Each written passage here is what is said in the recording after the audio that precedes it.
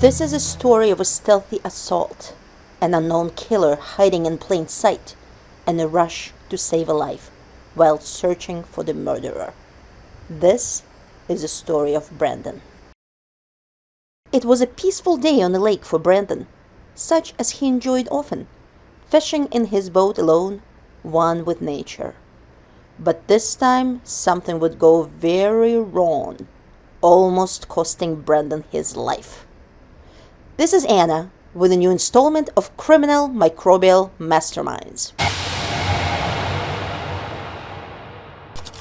Brandon is a 33-year-old postal worker from Arkansas, married with 3 children. He likes fishing and walking his family dogs. One day, after returning from his usual fishing trip, he noticed a red bump on his inner thigh. He initially dismissed it, thinking he must have rubbed his fishing pole against his skin. But within the next few days, the bump turned into a blister and then into an open ulcer. The lymph nodes in Brandon's groin got swollen and were painful, and he started to run a fever of 102 degrees. What could have happened to Brandon? Could his fishing trip lead to his ultimate demise? Was Brandon attacked by a criminal intent on ending Brandon's life?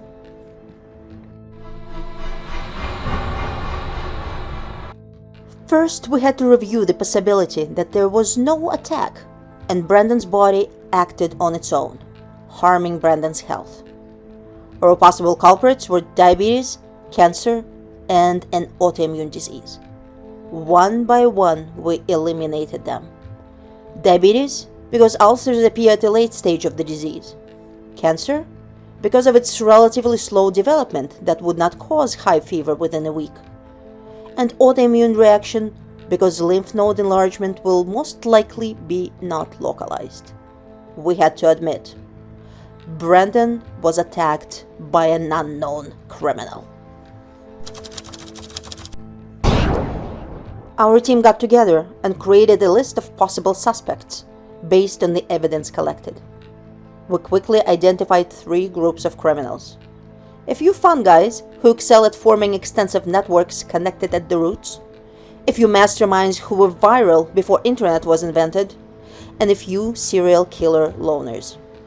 Then we ranked them, matching the available evidence to their modus operandi.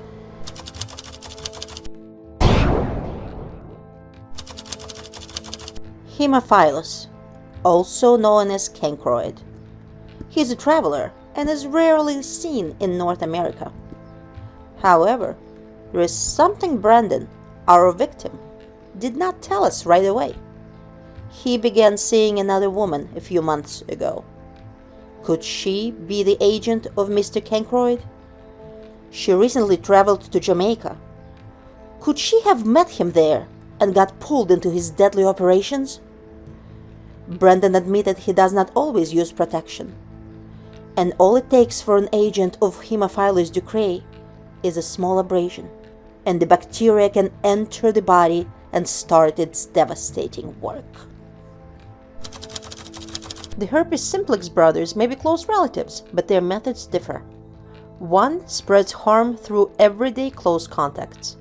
He quietly recruits hosts who may never even realize they've become accomplices. His philosophy? Strength in numbers.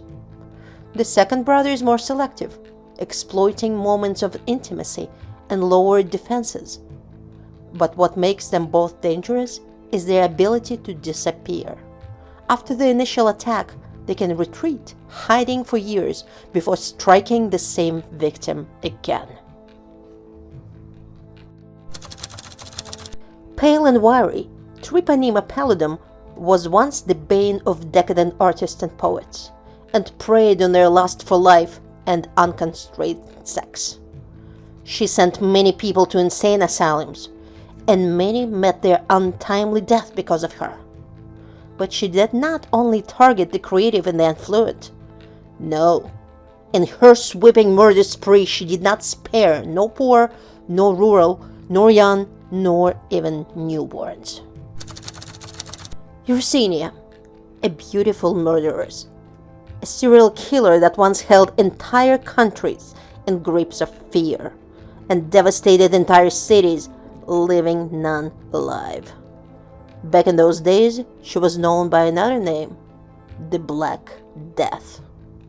Attack on Brandon's health carries an uncanny resemblance to her modus operandi, a stealthy attack by one of her minions that often comes unnoticed, and the entry site is dismissed as a blister or a scratch.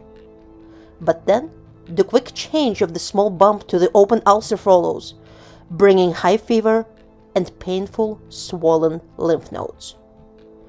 It is now generally accepted that her heydays are over. The humanity hunted her down and made her cower before modern science, forcing her to lay low. But is it possible she and her minions are still hiding amidst serene lakes of Arkansas backcountry? Franciella tularensis, nicknamed tularemia. This suspect is especially active in Arkansas. Her versatility and efficiency led to her work in the biological warfare programs in many countries.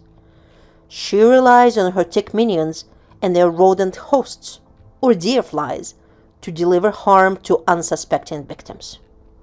Brandon told us he found a dead squirrel in his yard a few weeks before the incident and buried it. Could that squirrel be in cahoots with Miss Tularensis? Or did tularemia use her another highly successful technique of contaminating the waters to attack Brandon on the lake as he was fishing? We will find out after a short word from our sponsors. Today's presentation is brought to you by Carolina Biological Supply Company, supplying pathogen cultures to all U.S. educational institutions since 1927. And TechNoah, brewing bacterial broths since 1996. Now back to criminal microbial masterminds. Once we identified possible culprits, it was time to start examining the evidence. First, we took an aspiration from Brandon's swollen lymph nodes. This is one of the best sites to collect evidence, as it is largely uncontaminated. Our result? A gram-negative coccobacilli. Yes, one of the loner serial killers strikes again. This result excluded some names, as their modus operandi proved to be incompatible with evidence. But while the presence of a lone bacteria killer was undeniable, could she or he have some help? Is it possible that one of the criminals with their massive root network, or another with a great viral support, cooperated with the attacker?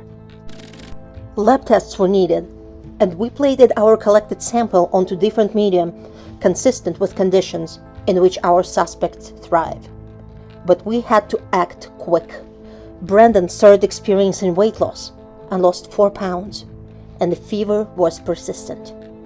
So while the cultures grew, we decided to conduct some PCR tests ASAP to identify DNA matching our suspects. The PCR tests excluded most criminals that were on top of our list and finally led us to our culprit.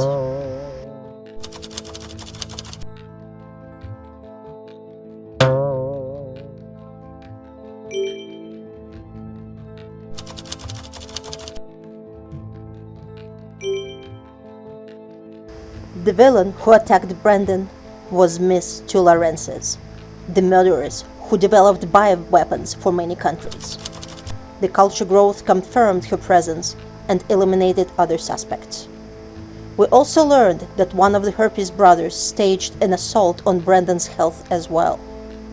However, after reviewing the evidence, we concluded that Mr. Herpes must have left his mark in some distant past and did not assist Miss Tularensis in her current murderous spree. She remains our one and only villain. Fortunately, we were able to start the treatment quickly, and Brandon is now recovering. We notified the Arkansas Department of Health of tularemia attack, and now it is up to the state officials to continue the hunt for the murderers. This case is solved, but make sure to like and subscribe for more microbial mysteries.